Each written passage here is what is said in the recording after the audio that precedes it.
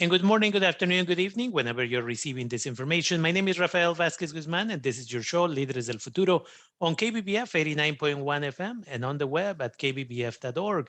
Today, we have the privilege and opportunity to speak with Joyce Galindo, who has been in our show multiple times before, and she is the manager, prevention manager, that is, at Veridi, and I always mispronounce it, but it's a wonderful organization that advocates for victims. So, Joyce, thank you for taking the time and being with us today to talk more about your organization and the wonderful services that we hope we never have to use.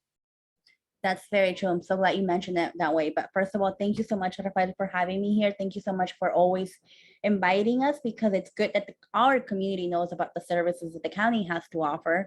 But yes, let's hope no one ever has to use our services. But in case they ever do, I do work for Verity, which is Sonoma County's Rape Crisis and Trauma Center. We have our main office located in Santa Rosa. We're also located within the Family Justice Center, but we're working with all of Sonoma County. Definitely. And again, for community members who are not familiar, the Family Justice Center is building here on Mendocino Avenue that provides services for victims of violence. Whether you're a victim that is undocumented, for example, and you were assaulted, you can go and report the case there. Again, rape, other type of cases, child abuse.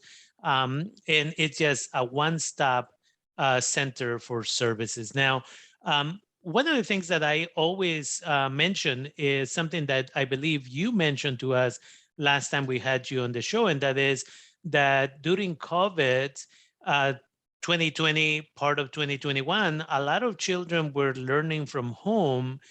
And we were encouraged to, again, check in with our neighbors, especially if they had children, and the children never seemed to come out to play or hang out or just taking a walk, because that should be a concern for us, because children are not just going to want to sit in the rooms all day and all night. So that was something that stuck with me from that interview. I believe that's when you mentioned it. But again, abuse is happening all the time.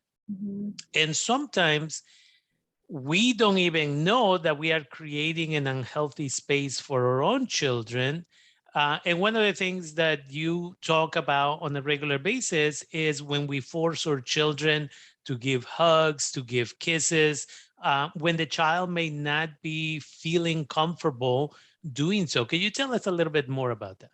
Yeah, so for example, part of what I do within our agency, I manage the prevention department, which I do a lot of education and a lot of outreach, not only to schools from K to 12, but also to parents. I think parents need to be very involved. And one of the things that when I do presentations to parents is I always bring up the fact that sometimes when I, in my personal life, when I go to gatherings, when I go to a party, or even at schools, I always see that sometimes parents or the adults kind of like pushes their children to give a hug to grandma, to grandpa, to aunt, to uncle, give them a hug, give them a kiss in the cheek, always forces them to do something Mhm. that they don't want. And I always tell them that it's really important to make I mean, yes, I understand it's important that we have manners and we say hi to our family, but to have the children choose how they want to say hi. One of the examples that now I just remember that I always give to parents and to children is holiday season. Santa is coming Yeah. to the mall, and I always say, well, you know how you want to come and take a picture with Santa? Not force the children to sit on Santa's lap if they don't want to.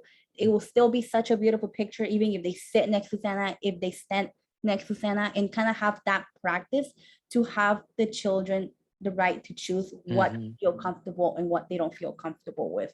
Because when we push them to do something that they don't feel comfortable with, we're basically relaying the message that, hey, listen to the adults, they always know best, even if it's something that's making you uncomfortable. Yeah. Yeah. And that is important. Again, I get the opportunity sometimes when I run into families, just like you, I've been privileged to work with the community. A lot of it is volunteer work.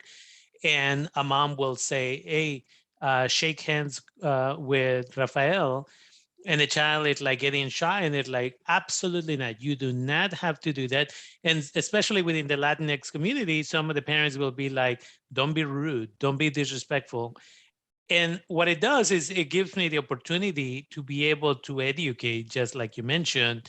If the child is not feeling it, that's perfectly fine. If they just want to wave, if Mhm. they don't even want to acknowledge me because they are in a bad mood, especially children, right? It's important to give them that freedom. And it's not disrespect if they're feeling unsafe, right?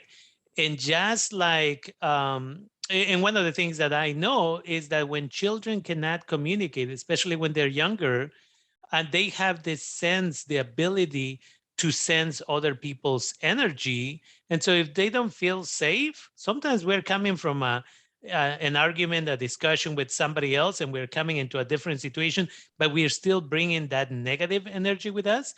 And just like, for lack of a better comparison, a dog, a cat can sense that, a child can do that. And so sometimes they cry, sometimes they just walk away, and it's like, it's okay. It's your right not to have to feel uncomfortable to please somebody, because that's the level of manipulation that the abuser will use.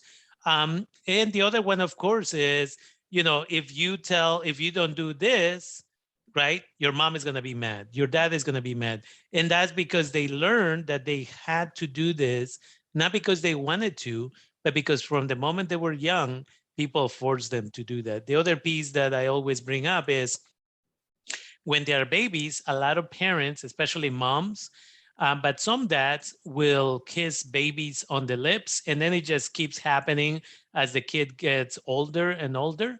And if the abuser, which often is somebody that they know, right? It could be a family member, a close friend of the family, so they notice this behavior, then they take advantage of those situations. So I often tell parents, it's like you need to teach your child that it's okay if they don't want to do that. And it's better not to do that, right? Because then they will learn to be able to say, no, this doesn't feel safe for me. Exactly. One of the activities that I do when I go to elementary school is I have them practice say no. I have them practice yell stop.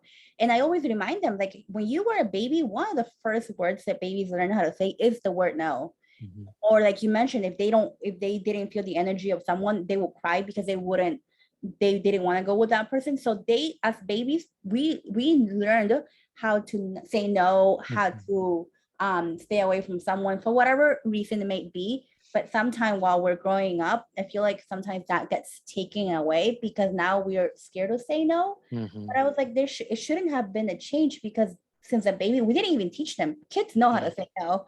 Yeah. So it's okay to say no. It's okay to say stop to someone. It's okay to be like, hey, I care for you, I love you, but at this point, I don't want that physical touch. Yeah. I don't feel like giving you a hug. Mhm. And it's important to respect that boundaries. And one thing that I'm really glad that you mentioned is, as the adults, like you and I, when we're seeing a parent or someone tell a child to greet us in a way that they may not want to, I always be like, oh no, it's okay. They don't have to give me a hug, Mhm. even if it's a family member that I've known as a little kid. But if they don't feel like giving me a hug that day, I always tell the parents, oh no, it's okay. They don't have to give me a hug. Yeah. And parents feel embarrassed, like, I'm so sorry. I was like, no, they don't feel embarrassed. You should actually Yeah. feel proud because you're giving your Yeah. child the right to choose and to feel comfortable. Yeah. Yeah. So it again is this empowerment that we have to do so that they don't end up being victimized. As we mentioned, again, it's sad that we live in a world where sometimes we have to question the health of the relationships with our loved ones, within our family, within our friendships, within the educational system.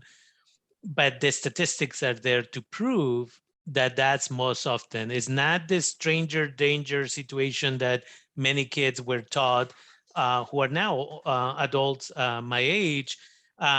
It's more about what's happening with that cell phone, what's happening with the family, who's asking you, right? And a lot of the time is, again, these are individuals that these children have grown up with and who have learned how to victimize this child. And so it's important to have these conversations, and it's wonderful that you go to the schools and you teach children about their rights and their body and what's appropriate and what's not appropriate. And teaching parents as well, when you hear this, but the child is this age, is it normal behavior? Yeah, exactly. Because they're children are obviously curious. They will always be curious.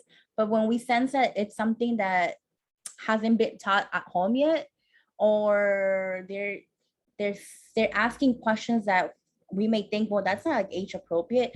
That's a huge red flag. It's really important to like take account into and find out, where did you get that from? Like, where did you learn it?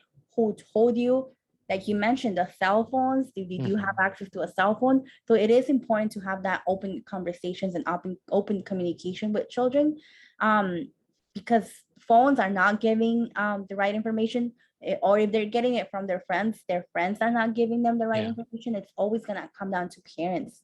So it's really important to be very welcoming when their children are asking those questions, and don't disregard it. Find out where they're getting that information from, or why are they curious, and then from there answer it, or find out if there needs to be a follow-up. Yeah, and I'll mention the other example in Mexico City a couple of years ago, maybe even a year ago. There was this public service announcement that was making the rounds on a regular basis, that said, right, because just because you're a single parent, mostly a female with children, right, you shouldn't leave your children with your new boyfriend just because you don't have a place to live them, right, a trusting adult, or because you want to save some money in childcare. You don't know who this person is. You don't know if the person is dating you to gain access to those children. And so again, it's sad that we have to live in this world with so much, where we have to be super cautious. But if we want to have healthy children, communication is key. And again, I'm grateful that your organization provides these trainings.